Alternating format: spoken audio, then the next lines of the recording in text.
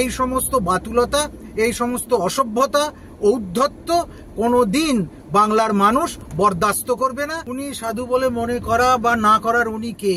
একদম সংঘবদ্ধ উপায়ে সনাতনের বিরুদ্ধে, হিন্দুত্বের বিরুদ্ধে চক্রান্তকারিণী হচ্ছে মমতা ব্যানার্জি। ওনার এই সমস্ত অপটু কথাবার্তা, অসংলগ্ন কথাবার্তা, এগুলো অত্যন্ত আপত্তিজনক এবং ওনার মস্তিষ্ক বিকৃতির লক্ষণ। যেটা চার ধামের এক ধাম, যেটা মূল পীঠ দারুব্রহ্ম জগন্নাথ দেবের, তার প্রতিস্পর্ধী উনি খাড়া করছেন অর্থের গরিমায়, বাহুবলের গরিমায়, রাজনৈতিক ক্ষমতার গরিমায়। সেটা যে হয় না, আদৌ যে চাঁদের সঙ্গে চাঁদা মাছের তুলনা করা যায় না, এই বোধটা উনি হারিয়ে ফেলেছেন। উনি যা করছেন নিজের সর্বনাশের পথ নিজেই করছেন। কাশিরও উল্টো দিকে আছে ব্যাস কাশি। কাশিতে মরলে মোক্ষ লাভ হয়, আর ব্যাস কাশিতে মরলে গর্ধব হয়। এই যে বহরমপুরের একজন মহারাজ আছেন, আমি শুনেছি অনেক দিন ধরে, কার্তিক মহারাজ, সে লোকটাকে আমি সাধু বলে মনে করি না। উনি সাধু বলে মনে করা বা না করার উনি কে? ওনার কথা মতো উনি প্রশাসনিক প্রধান হতে পারেন, কিন্তু ওনার কথা মতো কারোর সাধুত্ব নির্ধারিত হবে না, কারোর সাধুত্ব খারিজও হবে না। বিশেষ করে কার্তিক মহারাজ পশ্চিমবঙ্গের একজন বর্ষিয়ান সন্ন্যাসী। দীর্ঘদিন ধরে সারা পশ্চিমবঙ্গবাসী, পশ্চিমবঙ্গের বাইরেরও লক্ষ লক্ষ মানুষ তাকে চেনে। ভারত সেবাশ্রমের ত্যাগ, তিতিক্ষা, সেবার আদর্শ সকলে জানে।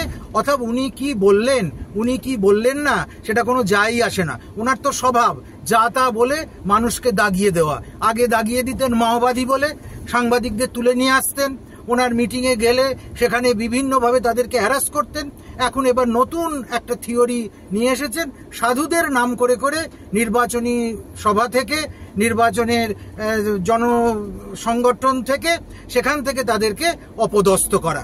এই সমস্ত বাতুলতা, এই সমস্ত অসভ্যতা, ঔদ্ধত্য কোনোদিন বাংলার মানুষ বরদাস্ত করবে না, সনাতনীরা বরদাস্ত করবে না। সারা পৃথিবী থেকে উনি ধিক্কৃত হবেন সাধুদের সরাসরি আক্রমণ করবার জন্য। ওনার মানসিক বিশ্রামের প্রয়োজন। হয়তো রাজনৈতিক চাপে আর অসহায়তা বোধ থেকে এই রকম উল্টোপাল্টা মন্তব্যগুলো করছেন। যে সাধু সন্তরা, বিশেষ করে যে যে সংগঠনগুলো দীর্ঘদিন ধরে সমাজের সেবায় আত্মবলিদান দিয়েছে, কারোর 100 বছরের উপরের, 128 বছরের ইতিহাস, কারোর প্রায় 100 বছরের ইতিহাস, তাদের বিরুদ্ধে এইভাবে বিষোদ্গার করা একেবারেই পাগলামির লক্ষণ। ওদের কাছে একটা হোয়াটসঅ্যাপ আছে গ্রুপ, ওদের যারা মেম্বার হয় তাদের নাম, যারা দীক্ষা নেয়, তাদেরকে আমি ভালোবাসতে পারি, আমি দীক্ষা নিতে পারি, কিন্তু রামকৃষ্ণ মিশন ভোট দেয় না কোনোদিনও, এটা আমি জানি। তার আমি অন্যকে কেন ভোট দিতে বলবো? কিন্তু মনে রাখবেন, স্বামী বিবেকানন্দের বাড়িটাই থাকতো না, আপনাদের এই মেয়েটা যদি বেঁচে না থাকতো। আমি তো আগেই বললাম যে ওনার পরিমিতি বোধ, ওনার ঔদ্ধত্য এবং অসভ্যতা একেবারে আকাশ ছাড়িয়ে গেছে। উনি রামকৃষ্ণ মিশনকে কৃপা করবার কথা বলছেন, স্বামীজির বাড়ি উদ্ধারের কথা বলছেন। স্বামীজি বাড়ির উদ্ধারে নিশ্চিতভাবে ওনার কোনো অবদান আছে, কিন্তু তার মানে এই নয় যে উনি স্বামীজির মর্যাদা রক্ষা করেছেন, স্বামীজির ভিটা উদ্ধার করেছেন। দীর্ঘদিন রামকৃষ্ণ মিশনের সন্ন্যাসীরা স্বামীজির বাড়ি এবং তার সংলগ্ন জায়গা নিয়ে কোর্টে বিভিন্ন আইনি পদক্ষেপ করেছে। তারই ফলস্বরূপ সেখানে বহু মানুষ যারা আশ্রিত ছিল বা যারা সেখানে জবরদখল করেছিল, তাদের যথাযথভাবে অর্থের বিনিময় অন্য জায়গায় প্রতিস্থাপিত করে জায়গা দেওয়া হয়েছে। উনি শুধু রামকৃষ্ণ মিশনকে কথা বলছেন তাই নয়, উনি বলেছেন 700 একর জমি উনি ইস্কনকেও দিয়েছেন মানেটা কি? এইরকম ওনার বিভিন্ন বাক্য ব্যবহারে অত্যন্ত অসংযত ব্যবহারের নমুনা আমরা দেখতে পাই। কোথায় কি বলতে হবে, কাকে কি মর্যাদা দিতে হবে, এটা আদপেও উনি শেখেননি।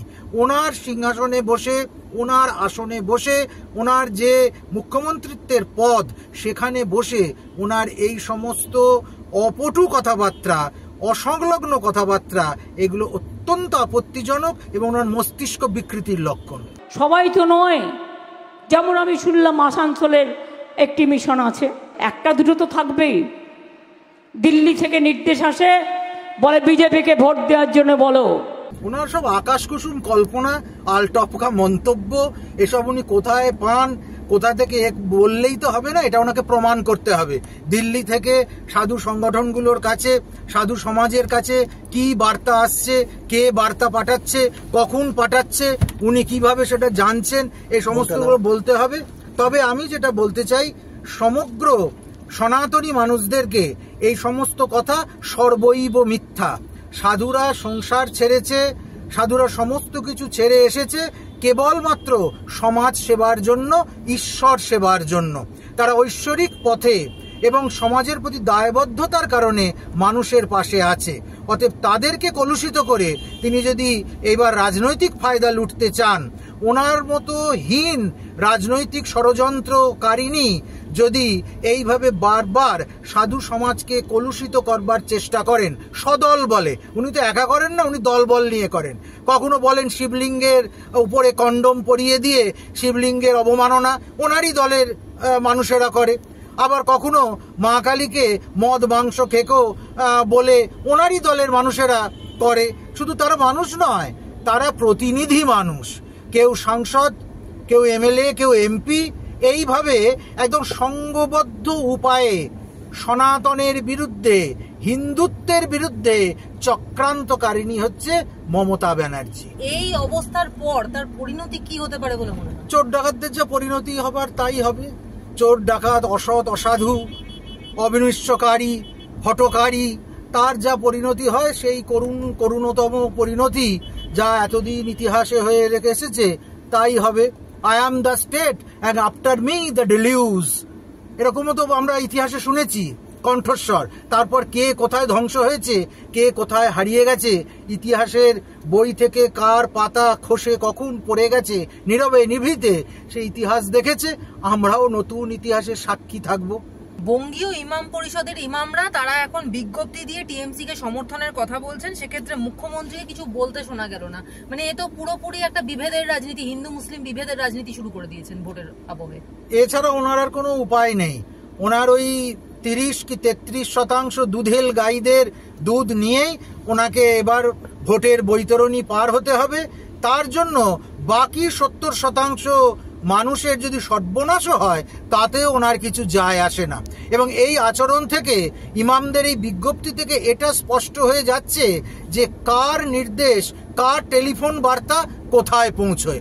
মানুষ এত বোকা নয়, সবাই দেখছে। আর উনি কি সতর্ক দৃষ্টি রাখছেন? সতর্ক দৃষ্টি সবাই রাখছে।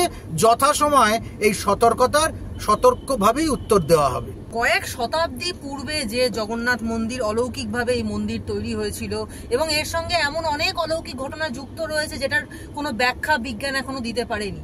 তো সেইখানে অনেক ব্যাখ্যা, শুধু অলৌকিক ঘটনা নয়, মানুষের সেন্টিমেন্ট জড়িয়ে রয়েছে বিশালভাবে। তা সেইখানে দাঁড়িয়ে ধর্মীয় তীর্থক্ষেত্র, মানে একটা ইতিহাস, তার সঙ্গে সঙ্গে মানুষের আবেগ সবেতে মোড়া একটা ধর্মীয় তীর্থক্ষেত্র, তার থেকেও নাকি বড় মন্দির বানাচ্ছেন মাননীয়া। মানে কার মন্দির কত বড় সেটা নিয়ে রীতিমতো রাজনীতি শুরু হয়ে গেছে। এবং দীঘার মন্দির নাকি পুরীর জগন্নাথ মন্দিরের থেকে বড়, এরকম একটা মানে আস্ফালন করছেন মাননীয়া। কি বলবেন? এটা তো জগন্নাথ দেবের চরম অপমান, জগন্নাথ পীঠ শ্রীক্ষেত্রের অপমান, সনাতনীদের অপমান, এবং ওনার এই অবিমৃষ্যকারিতা, ওনার এই হঠকারিতা, ওনার এই বাতুলতা, পাগলামি, এগুলো সহ্য না করলেই সনাতনীদের মঙ্গল হবে, বিশ্বের মানুষের, জগন্নাথ প্রেমীদের মঙ্গল হবে। এইভাবে জগন্নাথকে অপমান করার ক্ষমতা ওনার নেই। তিনি জগন্নাথ মন্দির তৈরি করুন, কিন্তু মূল পীঠের থেকে বড় পীঠ কোনোদিন কোথাও হতে পারে না, হবেও না। যেখানে পুরাণ জড়িত, যেখানে আবহমানকালের ইতিহাস জড়িত, যেখানে হিন্দু ধর্মের নারীর টান লেগে রয়েছে, যেখানে আমাদের দীর্ঘ আধ্যাত্মিক পরম্পরা রয়েছে, তার রেপ্লিকা, তার চেয়ে বড় কিছু আমি করব, এত ক্ষমতার উদ্ধত্ত এ কোনোদিন হতে পারে না। একদম প্রলয়ঙ্করী বুদ্ধি, যখন সর্বনাশ হবার হয় তখন এইরকম সমস্ত বুদ্ধি তৈরি হয়। রাবণও চেয়েছিল ক্ষীরের সমুদ্র করবে, স্বর্গের সিঁড়ি করবে, আর তারই দোসর আমাদের মাননীয়া চাইছেন যে জগন্নাথ পুরীর থেকেও বড় পুরী বানাবেন। তিনি বানাতে থাকুন, আমরাও তার পরিণতি অট্টহাসি করে দেখতে থাকি। এই মূর্তি তৈরি করেছেন পাথরের, এবং এই পাথরের মূর্তিতেই প্রাণ প্রতিষ্ঠা করা হবে বলে তিনি জানিয়েছেন, কি বলবেন? আমি তো বারবার বলছি, ওনার মস্তিষ্ক বিকৃত হয়ে গেছে এবং এই বিকৃতি সব জায়গায় ছড়িয়ে পড়েছে। ওনার ঔদ্ধত্য, ওনার অপরিণামদর্শিতা, ওনার এই আস্পর্ধা, এবং কি করছেন উনি যাকে তাকে চ্যালেঞ্জ করছেন।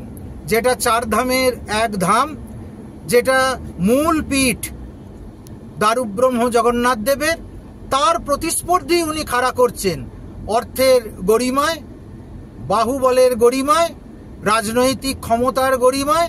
সেটা যে হয় না, আদৌ যে চাঁদের সঙ্গে চাঁদা মাছের তুলনা করা যায় না, এই বোধটা উনি হারিয়ে ফেলেছেন। অতএব এরপর ওনাকে আর কিচ্ছু বলবার নেই। উনি যা করছেন নিজের সর্বনাশের পথ নিজেই করছেন। কাশীরও উল্টো দিকে আছে ব্যাস কাশী। কাশীতে মরলে মোক্ষ লাভ হয়, আর ব্যাস কাশীতে মরলে গর্ধব হয়। শাস্ত্রে আছে সে কথা লেখা।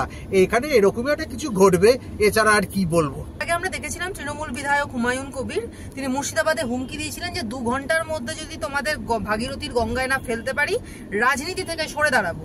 তোমরা মনে রেখো যে এখানে আমরা 30%, তোমরা 30% আর আমরা 70%। মানে রীতিমতো চ্যালেঞ্জ জানাচ্ছেন যে তারা, মানে মুসলিমরা বেশি এবং হিন্দুরা কম। সেখানে দাঁড়িয়ে আজকে একটা দিন কি এরকম আসতে চলেছে, খুব ভয়ঙ্কর দিন, যে হিন্দুরাই এখানে সংখ্যালঘু হয়ে যাবে এবং তারা বিপদের মুখে পড়বে। খুব কাছাকাছি সময়ের মধ্যে মাননীয় নেতৃত্বে সেটাই ঘটতে চলেছে এবং ইতিমধ্যে ঘটতে শুরু করেছে দিকে দিকে। না হলে গঙ্গাসাগরে নিরীহ সন্ন্যাসীরা স্নান করতে আসছে, সেখানে তাদেরকে পিটিয়ে দিচ্ছে, অপবাদ দিচ্ছে। ভুবন মহারাজকে বীরভূমে পিটিয়ে মেরে ফেললো, কোথায় কেউ কিচ্ছু বলছে না।